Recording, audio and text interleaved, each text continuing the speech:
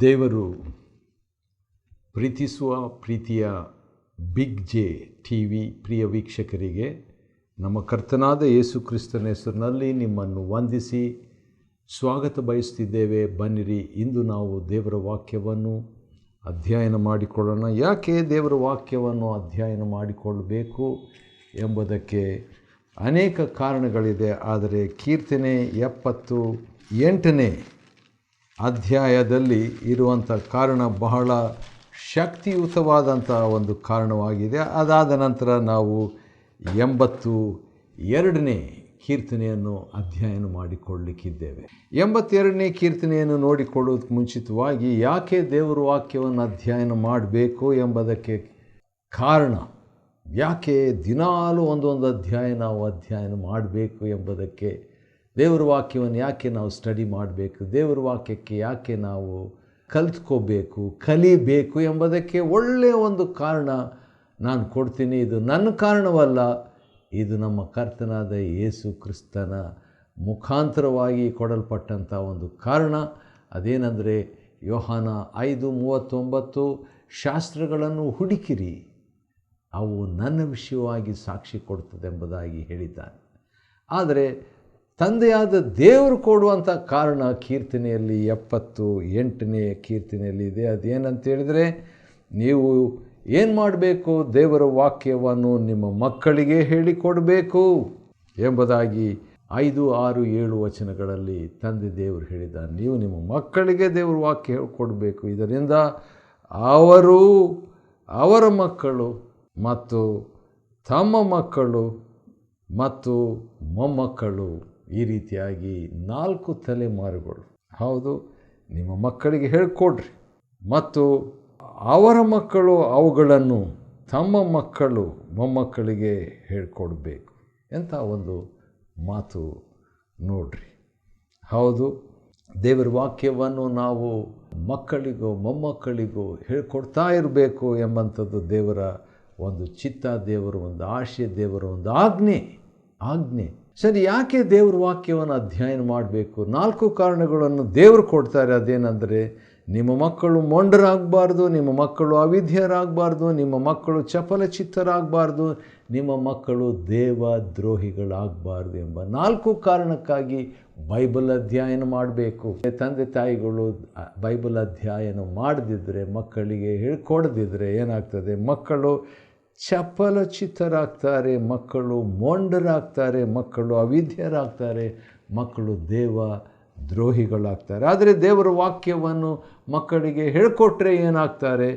ಮಕ್ಕಳು ದೇವರ ಮಹತ್ಕೃತ್ಯಗಳನ್ನು ಮರೆಯೋದಿಲ್ಲ, ಮಕ್ಕಳು ದೇವರಲ್ಲಿಯೇ ಭರವಸೆ ಬಿಡ್ತಾರೆ, ಮಕ್ಕಳು ದೇವರ ಆಜ್ಞೆಗಳನ್ನು ಕೈಕೊಂಡು ನಡೀತಾರೆ. ಎಂಥ ಒಳ್ಳೆಯ ಕಾರಣ ದೇವರು ಕೊಟ್ಟಿರುವಂಥ 4 + 3 ನೋಡುವಾಗ 7 ರೀಸನ್ಸ್, 7 ಕಾರಣಗಳನ್ನು ದೇವರು ಕೊಡ್ತಾರೆ. ಸಾಕಲ್ಲ ಇಷ್ಟು? ಇನ್ನೂ ಭಾಳ ಬೇಕಾ ನಮಗೆ? ಬೇಕಾಗಿಲ್ವೇ? 78ನೇ ಕೀರ್ತನೆಯಲ್ಲಿ ಇವುಗಳನ್ನು ನಾವು ನೋಡ್ತೇವೆ, 5ರಿಂದ ಇರುವಂಥ ವಾಕ್ಯ ಭಾಗದಲ್ಲಿ.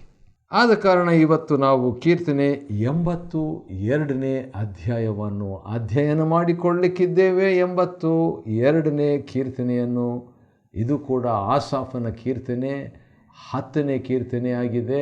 50ನೇ ಕೀರ್ತನೆ ಆಸಾಫನ ಕೀರ್ತನೆ ಅಂತ ತೆಗೆದುಕೊಳ್ಳೋದಾದರೆ 11 ಕೀರ್ತನೆಗಳಿಗಾಗಿದೆ. ಒಟ್ಟು ಆಸಾಫನ 12 ಕೀರ್ತನೆಗಳನ್ನು ಬರೆದಿರುವುದರಿಂದ ನಾವು ಆಸಾಫನ ಕೀರ್ತನೆಗಳನ್ನು ನೋಡ್ತಿದ್ದೇವೆ. ಆದರೆ ಆಸಾಫನ ಕೀರ್ತನೆಗೆ ಆ ತಲೆ ಬರಹ ಏನಂತ ಬರೆದಿದೆ ಅಂತ ಹೇಳ್ಬಿಟ್ಟು ನೋಡುವಾಗ ಕೀರ್ತನೆ 58 ಎಂಬುದಾಗಿ ಬರೆದಿದೆ. 58ನೇ ಕೀರ್ತನೆ ಏನಿದೆ ನೋಡೋಣ. ಅಲ್ಲಿ ದಾವಿದನ ಒಂದು ಕೀರ್ತನೆ ಇದಾಗಿರ್ತದೆ 58ನೇ ಕೀರ್ತನೆ. ಈ 58ನೇ ಕೀರ್ತನೆಯಲ್ಲಿ ಅಧಿಕಾರಿಗಳೇ ಎಂಬುದಾಗಿ ಅಧಿಕಾರಿಗಳಿಗೆ ಅಥವಾ ನಾಯಕರಿಗೆ ಸಂಬೋಧಿಸಿ ಬರೆಯಲಾಗಿದೆ. ಸರಿ, ಈಗ 82ನೇ ಕೀರ್ತನೆ 1ನೇ ವಚನ, ಸಾಮ್ 82 ಆ್ಯಂಡ್ ವರ್ಸ್ 1. ದೇವರು ತನ್ನ ಸಭೆಯಲ್ಲಿ ನಿಂತುಕೊಂಡವನಾಗಿ ದೇವರುಗಳೊಳಗೆ ನ್ಯಾಯ ವಿಧಿಸುತ್ತಾನೆ. ಸಾಮಾನ್ಯವಾಗಿ ದೇವರು ತನ್ನ ಸಭೆಯಲ್ಲಿ ನಿಂತುಕೊಂಡವನಾಗಿ ಬರೋದಿಲ್ಲ. ಭಾಳ ಅಪರೂಪ, ಇದು ಭಾಳ ರೇರ್ ಇದು. ಆದರೆ ಇಲ್ಲಿ ಅಂಥ ಒಂದು ಮಾತು ಬರೆದಿದೆ. ಆದ ಕಾರಣ ಇದು ಬಹಳ ಗಂಭೀರವಾದಂಥ ಒಂದು ವಿಷಯ ಅಂತ ನಾವು ನೋಡ್ತೀವಿ. ದೇವರುಗಳೊಳಗೆ ನ್ಯಾಯ ವಿಧಿಸ್ತಾನಂತೆ.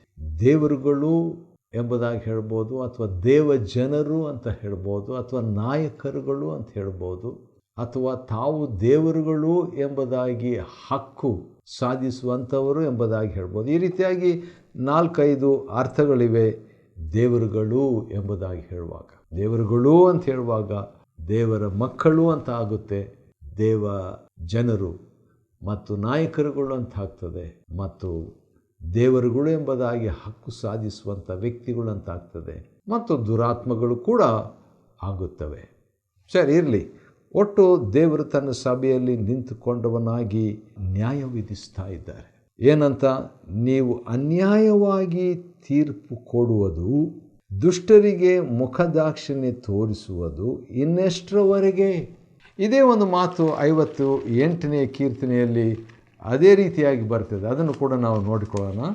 58ನೇ ಕೀರ್ತನೆ 1ನೇ ವಚನದಲ್ಲಿ, ಅಧಿಕಾರಿಗಳೇ, ನೀವು ಕೊಡುವ ತೀರ್ಪುಗಳು ನೀತಿಗನುಸಾರವಾಗಿವೆಯೋ?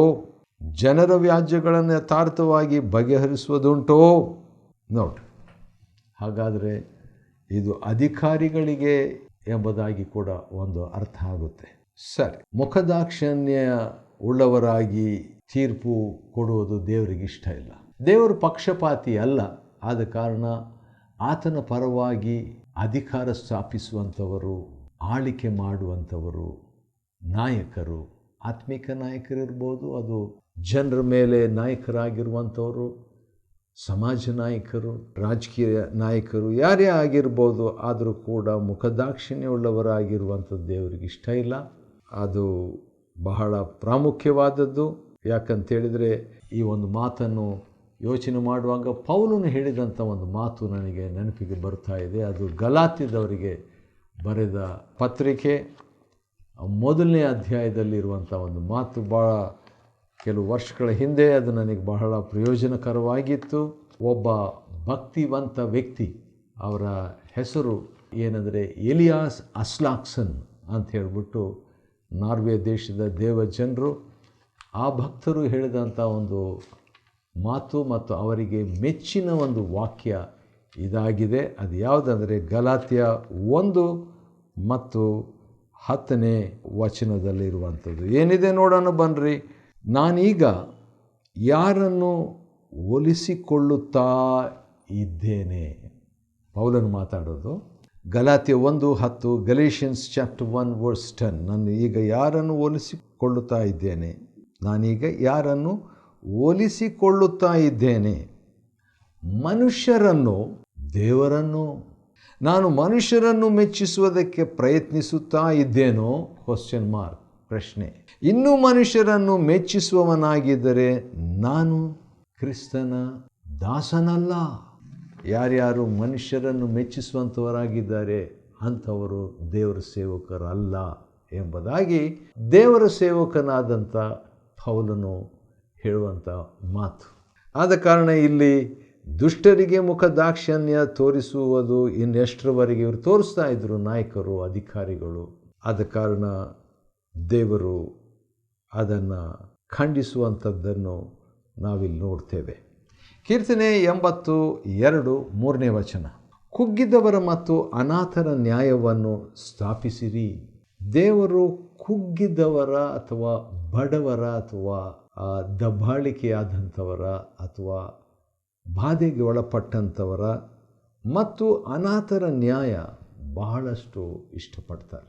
ದೇವರು ಅನಾಥರ ದೇವರು, ದೇವರು ಕುಗ್ಗಿದವರ ದೇವರು. ಅವರಿಗೆ ನ್ಯಾಯವನ್ನು ಸ್ಥಾಪಿಸಿರಿ ಎಂಬುದಾಗಿ ಅವರ ಪರವಾಗಿ ದೇವರು ಹೇಳ್ತಾ ಇರುವಾಗ ನಾವು ಅದನ್ನು ಮಾಡಲೇಬೇಕು.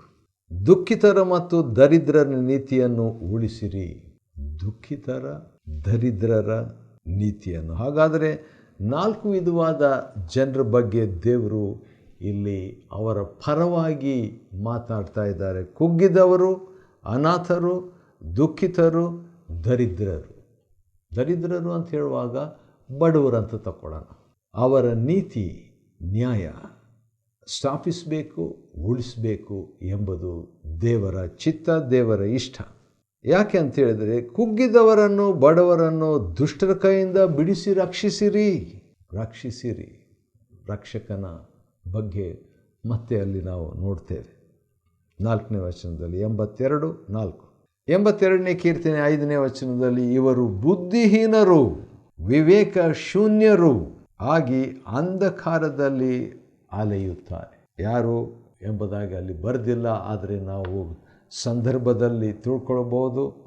2ನೇ ವಚನದಲ್ಲಿ, ನೀವು ಅನ್ಯಾಯವಾಗಿ ತೀರ್ಪು ಕೊಡುವುದು, ದುಷ್ಟರಿಗೆ ಮುಖದಾಕ್ಷಿಣ್ಯ ತೋರಿಸುವುದು ಇನ್ನೆಷ್ಟರವರೆಗೆ. ಹಾಗಾದರೆ ಯಾರು ಅಂಧಕಾರದಲ್ಲಿ ಅಲೆಯುತ್ತಾರೆ ಅಂತ ಹೇಳಿದರೆ, ಅನ್ಯಾಯವಾಗಿ ತೀರ್ಪು ಕೊಡುವಂಥವರು, ದುಷ್ಟರಿಗೆ ದಾಕ್ಷಿಣ್ಯ ತೋರಿಸುವಂಥವರು ಅಂಧಕಾರದಲ್ಲಿ ಅಲೆಯುವವರಾಗಿ ಇರುತ್ತಾರೆ.